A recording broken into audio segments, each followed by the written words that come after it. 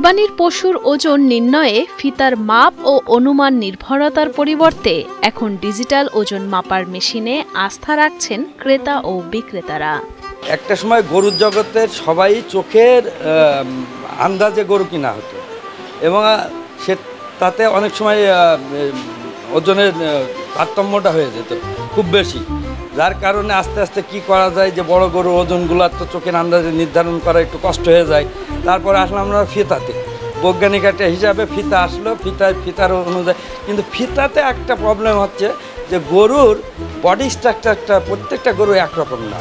পরে যখন স্কেল আসলো, বড় বড় স্কেল আসলো, আমরা তখন স্কেল নিয়ে আসছি এবং স্কেলে আমরা স্কেল করে আল্লাহর রহমতে মোটামুটি একটা সঠিক পার্সেন্টেজ পেয়ে থাকি। খামারে থাকা এইসব গরুর এক একটির ওজন প্রায় ২০ থেকে ২৫ মণ।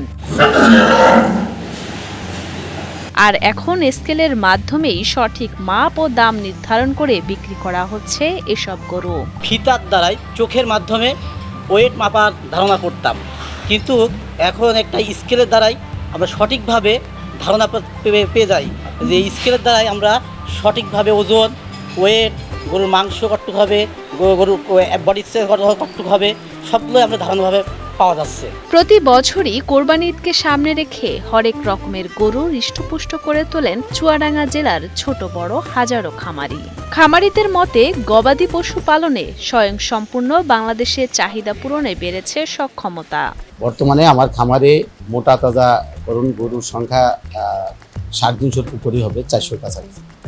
তা শুধুমাত্র আমরা কোরবানি উপলক্ষে এটা মোটা তাজা করা হয়েছে। 2 বছর যাবত আমরা এটা লালন পালন করে একটা অবস্থানে পৌঁছেছি।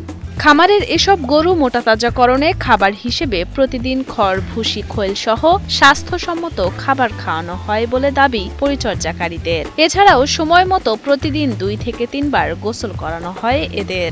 সকালে 7টার দিকে আমরা খামারে আসি, আসার পরে গরুগুলোকে প্রথমে আমরা খাবার দিই।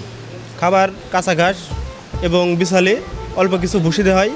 দেওয়ার পরে গা গোসল দেয়। গা গোসল দেওয়ার পরে গরুগুলো একটানা 4 ঘন্টা শুয়ে থাকে। খামারিদের মতে গবাদি পশু পালনে স্বয়ংসম্পূর্ণ হয়ে গবাদি পশুর চাহিদা পূরণের সক্ষমতা বাড়লেও এবছর বেড়েছে গোখাদ্য ও লালন পালনের ব্যয়। এজন্য এবার হাটে ওঠা পশুর দামও বাড়তে পারে, সে হিসেবে বাড়তে পারে মাংসের দামও। কৃষকরা 2 পয়সা লাভ করতে না পারে কেউ কিন্তু গরু পালবে না।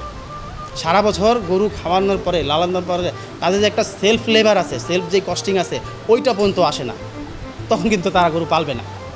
তো সরকারকে আবেদন জানাচ্ছি আমরা এটাই, যে গোখাদ্যের উপর যেন সরকার একটা নজর দেওয়া হয়, তাহলে মাংসের দাম কমবে, এছাড়া কমবে না। পার্শ্ববর্তী দেশ ভারত থেকে গরু আসবে কিনা তা নিয়ে শঙ্কায় রয়েছেন খামারিরা। যদি ভারতীয় গরু দেশের বাজারে না আসে তাহলে অনেকটাই লাভের মুখ দেখবেন বলে আশাবাদী তারা। আমরা সরকারের কাছে বিশেষ করে আবেদন করছি যে বাহির দেশ থেকে যেন কোনো গরু আমদানি বা ব্যাকডেটে না ঢুকে, পুশ করে না ঢুকে, তাতে আমাদের মতো খামারিরা সাংঘাতিকভাবে ক্ষতিগ্রস্ত হবে। আগামীতে তাদের এই গরু পালনের যে উৎসাহ সেটা হারিয়ে যাবে। কোরবানি ঈদ উপলক্ষে এ জেলায় 2,12,000 গবাদি পশু প্রস্তুত করা হয়েছে বলে জানান চুয়াডাঙ্গা জেলার ভারপ্রাপ্ত প্রাণী সম্পদ কর্মকর্তা মোস্তাফিজুর রহমান। দেশের বাজারে এসব গবাদি পশু স্থানীয় চাহিদা মিটিয়ে দেশের বাজারে উঠতে শুরু করেছে বলেও জানান তিনি। এই জেলায় এবারও খামারিরা প্রায় 2,12,000-এর মতো গবাদি পশু লালন পালন করেছে।